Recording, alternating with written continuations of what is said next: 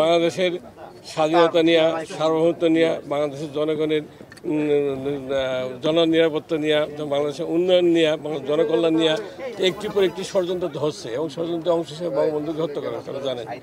তো এটা হয়তো কোনো ষড়যন্ত্রের অংশ হতে পারে।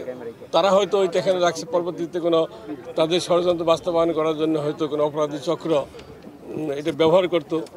তা আমরা পুলিশের গোয়েন্দা, বিশেষ করে নারায়ণগঞ্জ জেলা পুলিশের ধন্যবাদ দেব, তাদের গোয়েন্দাদের তৎপরতার কারণে এটা উদ্ধার করা সম্ভব হয়েছে। আমরা অভিযান চালাচ্ছি, আরও হয়তো পাওয়া যেতে পারে। পরে যেহেতু এক ব্যক্তি, এক অপরাধীর স্বীকারোক্তি অনুযায়ী এটা উদ্ধার করা হয়েছে, আমরা আশা করি আমরা সূত্র পাবো যে কারা কীভাবে কেন রাখছে, কারা রাখছিল সেটা আমরা মনে হয় পাবো, যেহেতু আমাদের কাছে একজন গ্রেপ্তার করা আছে।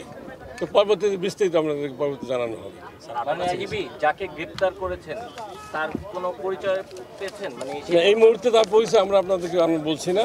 আমাদের নিরাপত্তা, আমাদের তদন্তের সাথেই আমরা উপযুক্ত সময়ে তারপর বিস্তারিত পরিস্থিতি আমরা জানাবো। এ পর্যন্ত কতজন আমাদের কাছে মেইন একজনই আছে।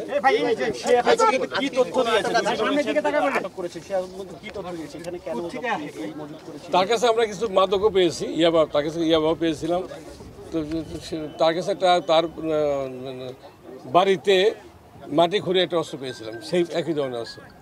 ওই অস্ত্র পাওয়ার পর তার জিজ্ঞেস করলাম আরও অস্ত্র আছে কিনা, তখন সে বলছে যে আরও অস্ত্র আছে, ওখানে আছে। কেন তারা রেখেছিল এখন পুরোপুরি জিজ্ঞাসা করতে পাইনি আমরা, রাত্রের ঘটনা তো আমরা এখন ডিটেলস আমরা তদন্ত জিজ্ঞাসাবাদ কমিটি করে দেবো, কমিটি করে দেবো। এখন পর্যন্ত বলা যাবে না, এখন পর্যন্ত বলা যাবে না। অস্ত্র এখানে মজুত করে রাখা হয়েছে, কোনো ধরনের বড় ধরনের হামলার পরিকল্পনা ছিল কিনা?